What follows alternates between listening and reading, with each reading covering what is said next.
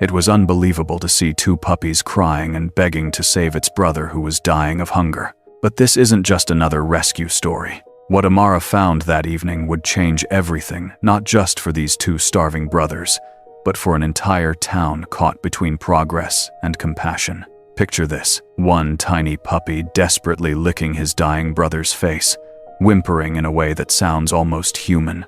The stronger one refusing to leave, even as his own body trembles from starvation. When Amara, a quiet schoolteacher, stumbles upon them in an abandoned construction lot, she faces an impossible choice. But here's what nobody expected: these two forgotten souls would spark a movement that would challenge a powerful construction company, unite a divided community, and force a daughter to confront the father she'd lost years ago. Sometimes the smallest cries create the biggest miracles, but will love be enough to save them all? The autumn sun hung low as Amara adjusted her teaching satchel and walked the familiar path home from school. Her footsteps echoed against the empty street, past the construction lot that had once been Mrs. Karras's flower garden.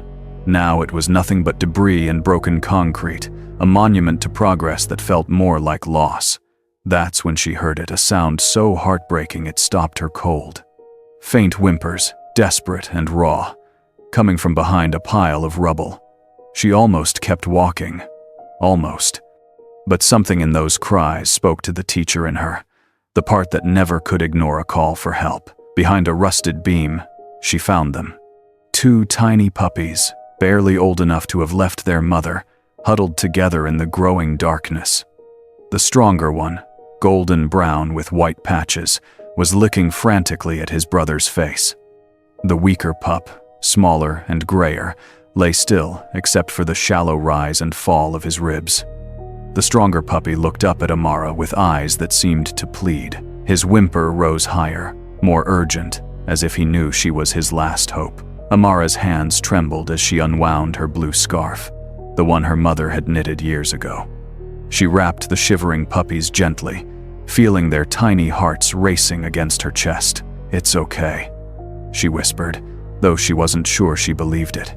"We'll figure this out." Her small apartment felt different with the puppies in it, warmer somehow, despite their fragile condition. She laid them in a cardboard box, lined with soft towels, then scrambled to her kitchen. Warm water in a bowl, a bit of milk, some leftover bread soaked until soft. The stronger puppy managed a few laps of milk, but his brother barely stirred. Amara dipped her finger in the warm liquid and gently touched it to the weaker pup's nose. Nothing. She tried again, her heart sinking with each failed attempt. "Please," she whispered into the silence, "just a little." As night fell, she moved the box next to her bed, listening to their tiny breaths in the darkness. The sound was so faint she had to hold her own breath to hear it. Sleep came fitfully, interrupted by dreams of crying and her mother's voice saying, "The smallest souls need the biggest love." Dawn crept through her curtains like a cautious visitor. Amara's eyes opened immediately, her heart racing as she looked toward the box. The stronger puppy was awake, moving slightly, but his brother lay still as stone. She knelt beside them, gently stroking the weaker pup's fur. "Come on, little one, stay with us." A tap at her window made her look up. Yaya Eleni stood at her kitchen window across the narrow courtyard, holding a steaming cup of coffee. The elderly woman's sharp eyes had already noticed the box. Within minutes, Yaya Eleni was at her door with a plate of leftover meat scraps and a knowing smile. "Strays?" she asked, though it wasn't really a question. "I found them yesterday evening. This one," Amara pointed to the weaker pup. "He's barely breathing." Yaya Eleni knelt with surprising grace for her 73 years. She examined both puppies with gentle hands. "The strong one protects his brother. See how he stays close? That's love, pure love." She looked at Amara meaningfully. "Sometimes that's enough to work miracles." The old woman left with promises of soup bones and stories of other rescues. Alone again, Amara held the weaker puppy to her chest. "Please don't leave yet," she whispered. The morning rushed past in a blur of preparation. Amara found herself running between her lesson plans and the box of puppies, trying to balance the needs of her students with the desperate situation at home. She fashioned a feeding system from a medicine syringe, slowly dripping milk into the weaker pup's mouth. Most of it ran out, but she hoped some might be getting through. The stronger puppy watched every movement, as if learning how to help. At school, her third graders noticed immediately. "Miss Amara, you look tired," said Sophia, a girl with pigtails and paint-stained fingers. "Are you sick?" "No, sweet one. I'm just taking care of something important." The day dragged endlessly. Between math lessons and reading circles, her mind drifted to the box beside her bed. Were they still breathing? Was she doing enough? That evening, she arranged a proper bed for them, a wicker basket lined with her softest blankets, placed where she could see them from her pillow. "We'll try again tomorrow," she promised the darkness, wondering if tomorrow would come for all three of them. The miracle was small but perfect. As morning light touched the basket, Amara watched the weaker puppy's tongue dart out to catch a drop of milk on his own. Just one drop, but it was enough to make her cry with relief. She rushed to Yaya Eleni's kitchen window, practically bouncing with excitement. He drank on his own. The old woman's weathered face broke into a smile. "You see, small victories are signs of miracles coming." She handed Amara a thermos of bone broth. "For strength, both of you need it now." The stronger puppy seemed to sense the change in his brother. He wagged his tail for the first time, a tiny flag of hope in the morning light. For several minutes, they both seemed almost normal, playful even. That afternoon, Amara found herself actually laughing, as both puppies tried to climb out of their basket. The weaker one stumbled and fell, but he kept trying. His brother stayed right beside him, encouraging with gentle nudges and soft yips. "Maybe," Amara whispered, scratching behind their ears. "Maybe we're all going to be okay." The veterinary clinic smelled of antiseptic and hope. Dr. Petros, a kind man with gray hair and gentle hands, examined both puppies thoroughly, while Amara held her breath. "The stronger one will be fine with proper food and care," he said, his voice measured. "But this little one," he lifted the weaker puppy, feeling along his ribs. "Severe malnutrition. Possible internal complications. He needs intensive care, specialized formula, maybe even IV fluids." Mara's heart sank as she calculated the cost. Her teacher's salary barely covered her own needs, let alone veterinary emergencies. But looking at the tiny creature struggling for life in the doctor's hands, she knew she couldn't give up. "I'll find a way," she said firmly. "What does he need?" Dr. Petros wrote out a list of supplies and medications, his expression sympathetic but realistic. "Bring them both back if there's any change, day or night." Walking home with the puppies tucked inside her coat, Amara felt the weight of their lives in her arms and the determination growing in her chest. The evening chill bit at her cheeks, but inside her coat, two small hearts beat with stubborn life. The family dinner table hadn't seen this much tension in years. Amara sat across from her father, Dimitrios, his weathered hands wrapped around a coffee cup, his eyes avoiding hers as they had for months. "You look tired," he said finally, his voice gruff with disuse. "I'm fine, Papa." She pulled out her phone, showing him a photo of the puppies. "I found them near the old construction site. They were starving." His face hardened. "Strays are everywhere these days. It's a problem." "They're not a problem. They're babies who need help. Amara, you can't save every stray animal in the city." He leaned forward, his construction foreman authority slipping into his voice. "Speaking of which, my company starts clearing the olive grove next week. New luxury condos. Good for the economy." The words hit her like a physical blow. The olive grove where her mother used to take her to collect wild herbs, where generations of children had played, where countless stray animals found shelter. She stood abruptly, clutching the puppies closer. "That grove is sacred ground, Papa. Mama loved it there. Your mother is gone, Amara. The world has to keep moving." She walked out without another word, the puppies warm against her chest, her father's voice calling after her in the gathering dark. Back in her apartment, Amara sat in her mother's old rocking chair, gently stroking the weaker puppy's fur. Outside, Rain began to tap against her windows like hesitant fingers. She could almost hear her mother's voice, soft and sure. "Fight for the fragile ones, my love. They need us most." The words came from a memory so distant it felt like a dream, but they wrapped around her heart with familiar warmth. The storm outside grew stronger, wind rattling the glass. The stronger puppy whined softly, perhaps sensing the weather's shift. His brother lay motionless, except for the barely visible rise and fall of his chest. Then it happened so suddenly that Amara gasped. The weaker puppy's breathing became labored, his tiny body convulsing.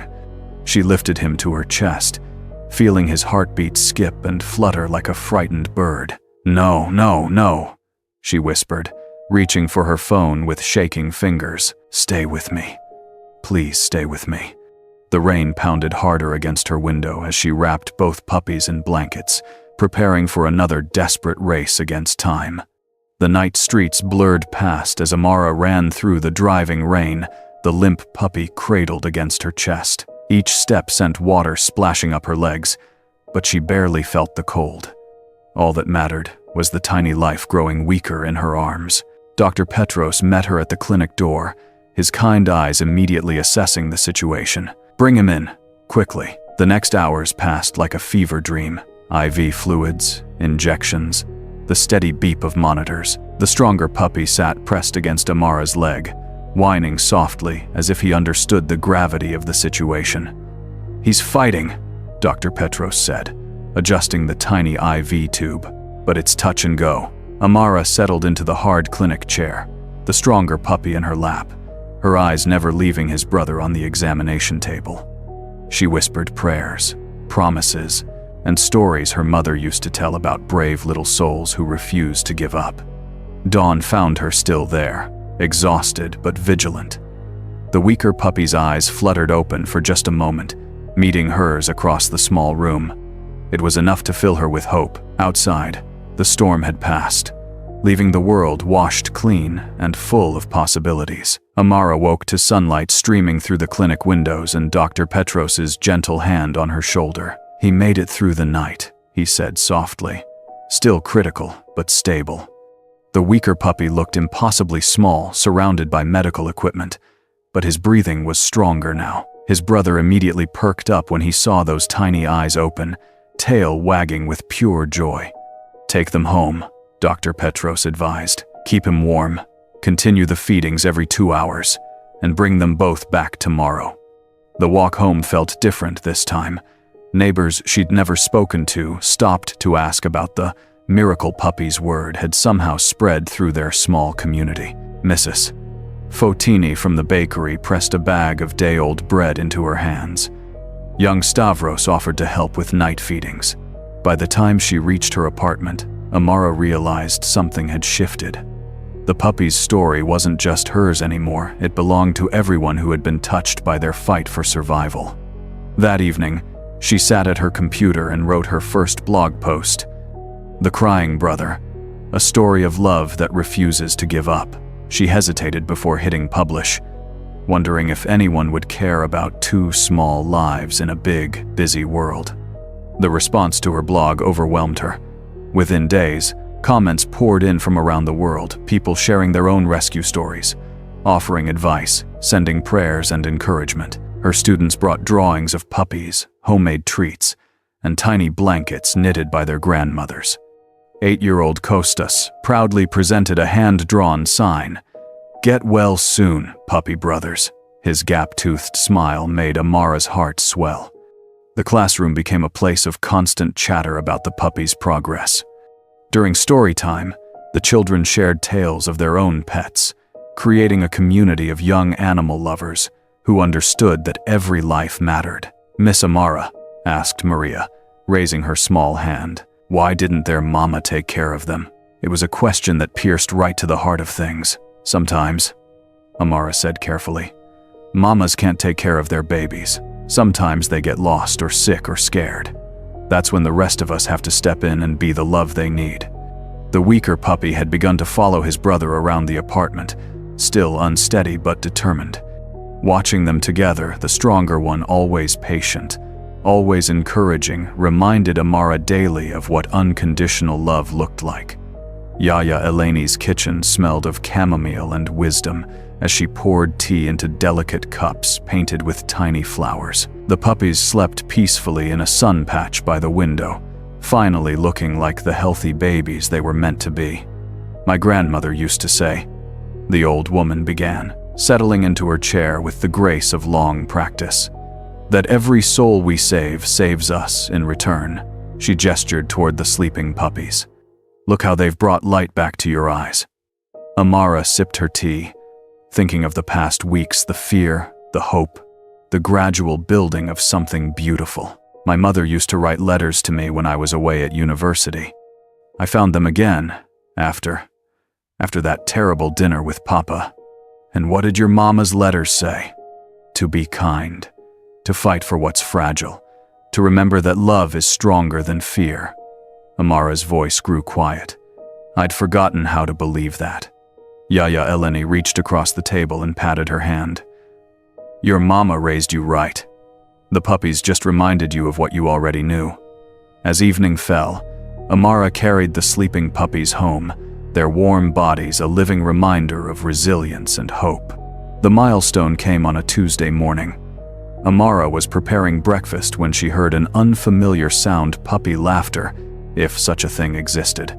She turned to see the weaker puppy taking his first truly playful steps without stumbling, his tail wagging with pure joy as his brother danced around him in celebration. Tears streamed down her face as she grabbed her phone to record the moment. This video, posted to her growing blog, would be shared thousands of times within hours. Comments flooded in, crying happy tears.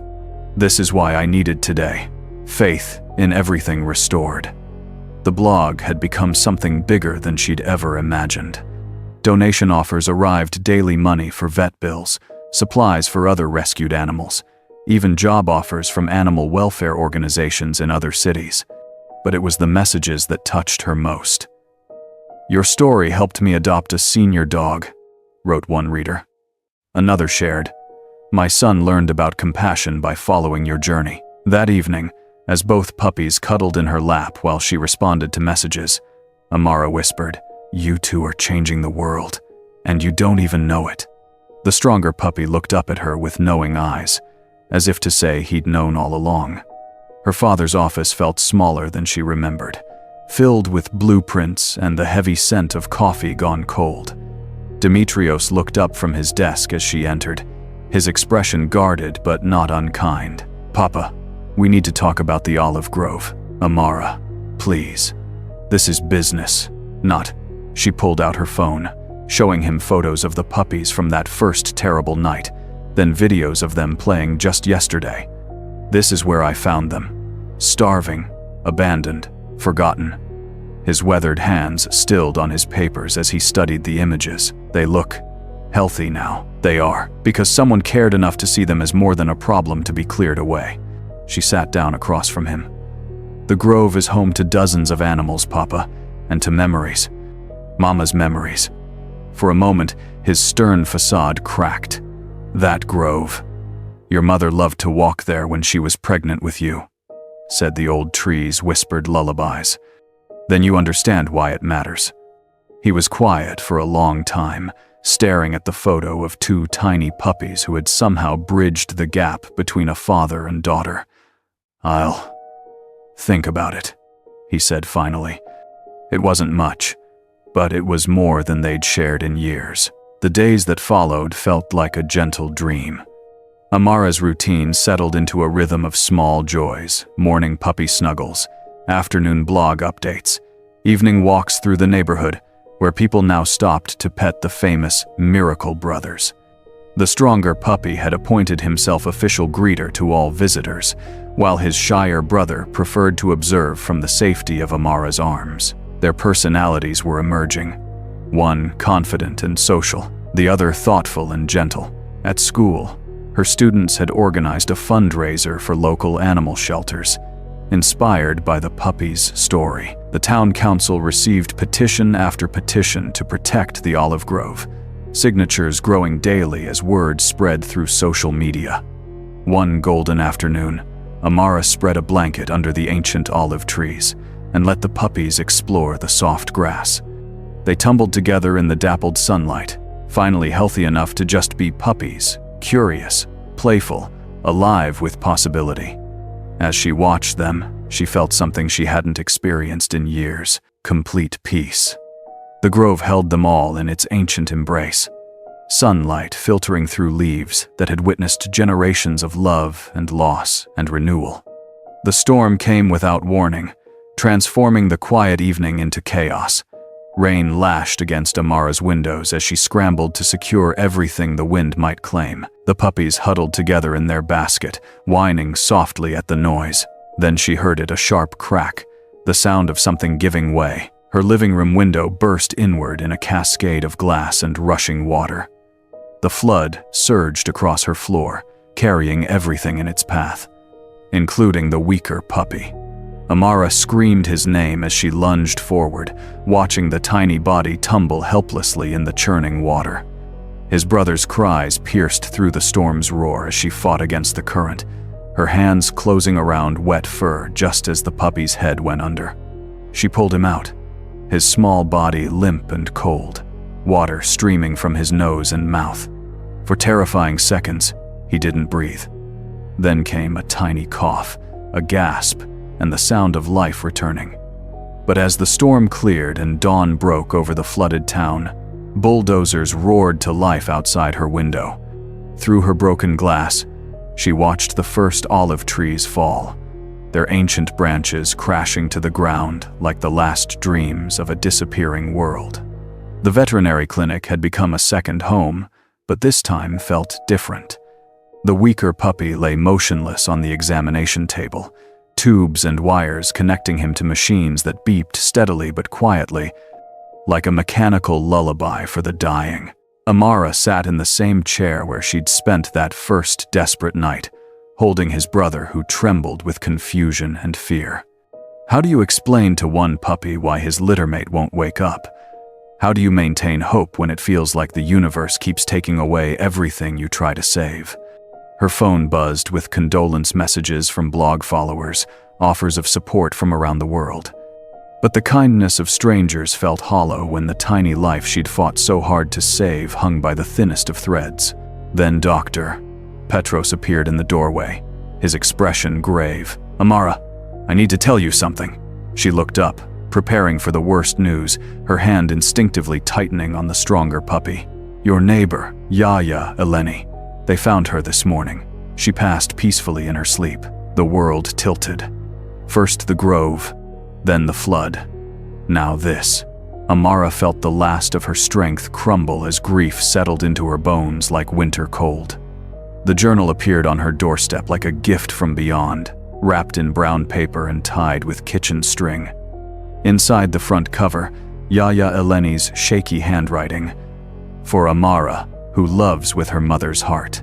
Page after page revealed stories Amara had never heard, tales of survival during the war, of children saved from hunger, of countless acts of quiet heroism performed by ordinary people who simply refused to look away from suffering. "The smallest lights shine brightest in the darkest times," read one entry. "I have learned that saving one life creates ripples that reach shores we will never see." Another passage made her cry. "Today I watched young Amara with her puppies and saw the future of compassion. She doesn't know yet how strong she is, how much change one caring heart can create. The old trees in the grove whisper about it, change is coming." As dawn approached, Amara closed the journal and looked at the puppies sleeping peacefully in their basket. The weaker one had returned from the clinic, battered but breathing. His brother never left his side. "We'll fight," she whispered to them both, to Yaya Eleni's memory, to her mother's spirit that seemed to fill the room. "For all of us." The blog post wrote itself, pouring from her heart in a stream of grief and determination and love.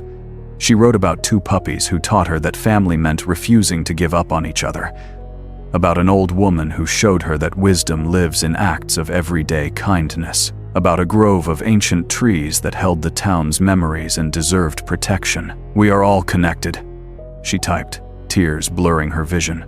Every life saved saves us all. Every tree that falls takes part of our soul with it.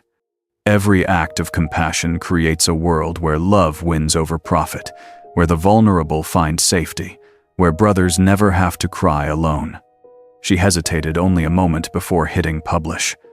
Within hours, the post had been shared thousands of times.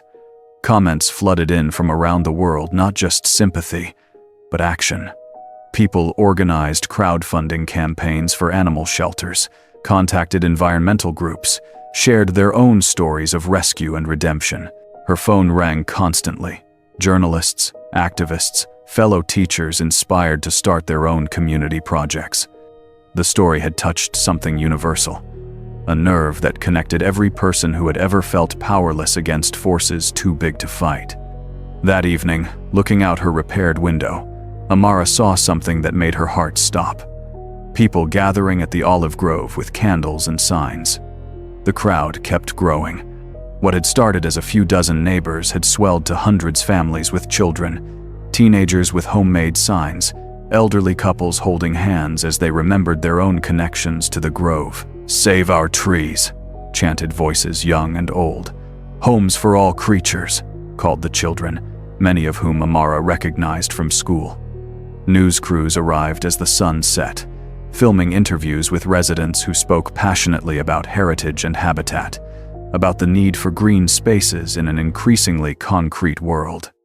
Environmental lawyers appeared, offering pro bono services. City council members who had been silent suddenly found their voices. At the center of it all, Amara stood holding the stronger puppy, his brother still too weak for such excitement, but watching from the safety of a volunteer's arms. She hadn't planned to become a spokesperson for anything, but when the cameras turned to her, the words came naturally. "These puppies taught me that love doesn't give up," she said, her voice carrying across the grove. "They fought for each other when they had nothing left. Now we fight for them. For this place. For a future where compassion isn't bulldozed away for profit." The crowd roared its approval as candlelight flickered among the threatened trees. Demetrios stood at the edge of the construction site, watching his daughter address the crowd with a pride he hadn't felt in years. His foreman approached with confusion written across his weathered face. "Boss, what do we do? The city's getting pressure to halt the project. The media's all over this." For 30 years, Demetrios had built his reputation on completing projects on time, no matter the obstacles.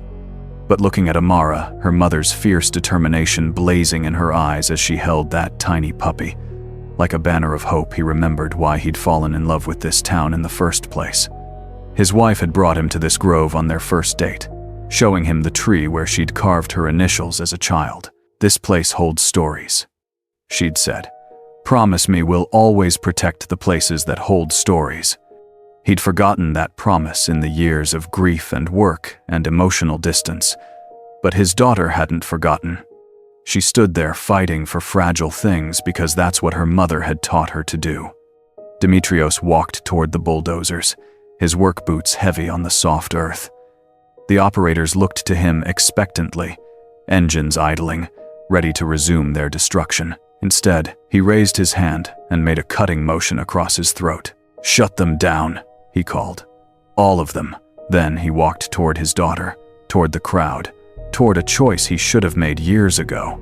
The silence that fell over the grove was profound, broken only by the sound of heavy machinery powering down and the distant murmur of the crowd realizing what was happening.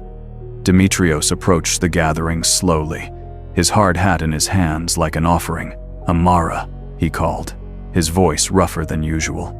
She turned, the stronger puppy still in her arms, her eyes wide with surprise and something that might have been hope. The crowd parted to let him through, whispers following in his wake. When he reached her, he looked first at the puppy, then at his daughter's face so much like her mother's when she was passionate about something important. "Your mother made me promise to protect places that hold stories," he said, loud enough for the cameras to catch. "I forgot that promise for a while, but you didn't." Tears filled Amara's eyes as he reached out tentatively to touch the puppy's soft head. These little ones, they brought you back to who you really are, who your mother always knew you could be." He turned to address the crowd. "The grove is safe. My company withdraws from this project, effective immediately." The cheer that erupted could probably be heard 3 towns over, but all Amara heard was her father's voice, thick with emotion, saying, "I'm proud of you, daughter, so proud." They embraced for the first time in years, the puppy pressed safely between them. 3 weeks later, the news was everywhere. The olive grove had been declared a protected heritage site, the first of its kind in their region. Environmental groups donated funds to create walking paths and information plaques about local wildlife. The city council approved a small animal sanctuary on the adjoining land, ensuring that strays, like the puppy brothers, would always have a safe place to go. Amara's blog had grown into a full website with international reach, featuring rescue stories from around the world and connecting animal lovers with local shelters. Donation drives organized by her readers had funded medical care for hundreds of animals across 3 countries. But the best news was the smallest. The weaker puppy had gained 2 full pounds and could now run almost as fast as his brother. Dr. Petros declared them both officially healthy, though they would always be bonded in a way that spoke to something deeper than mere survival. The stronger puppy had become something of a local celebrity, posing patiently for photos with visiting children and seeming to understand his role as ambassador for all creatures who needed protection. His brother preferred quieter moments, but had developed an uncanny ability to sense when someone was sad, immediately offering comfort with his gentle presence. Standing in the grove where it all began, watching families picnic under trees that would now stand for generations, Amara felt the circle completing itself. The memorial service for Yaya Eleni brought the whole town together in the grove, her final resting place among the trees she'd helped save. Amara and her father planted a young olive tree together, its roots settling into soil made sacred by years of love and loss and renewal. "She would have loved this," Demetrios said, patting down the earth around the sapling. "All of it, the fight, the victory, the family coming back together." The puppies, now 6 months old and thriving, played among the children who had gathered to honor the woman who had taught them all about the power of small kindnesses. Their laughter mixed with the whisper of wind through ancient leaves, creating a symphony of life that would have made Yaya Eleni smile.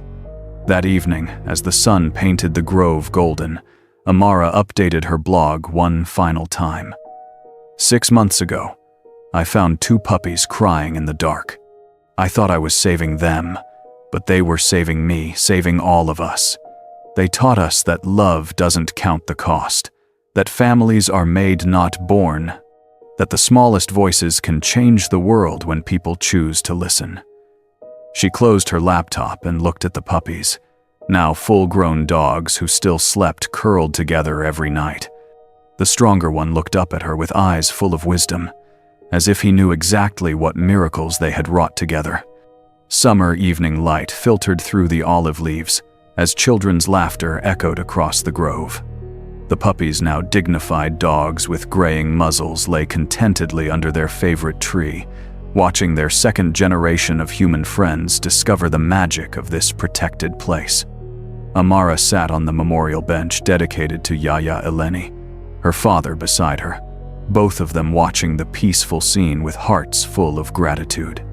The weaker puppy, though smaller than his brother, had lived to see his 5th birthday, something the vet had once thought impossible. "Look at them," Demetrios said softly, gesturing toward the dogs. "Still together after all these years, still taking care of each other." A little girl with pigtails approached the dogs carefully, her grandmother following behind.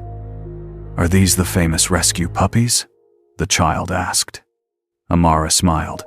"These are the brothers who taught us that love is stronger than fear." The child knelt and gently pet both dogs, who accepted her attention with the patience of creatures who had learned that humans were capable of great kindness. As the sun set through the olive branches, casting everything in golden light, Amara whispered the words that had become her prayer. Sometimes the smallest cries save the biggest hearts. The camera lingered on this scene, dogs and children, families and friends, all gathered in a place where compassion had triumphed over profit, where two tiny lives had sparked a movement that would ripple outward for generations. Peace restored, love redeemed, hope eternal.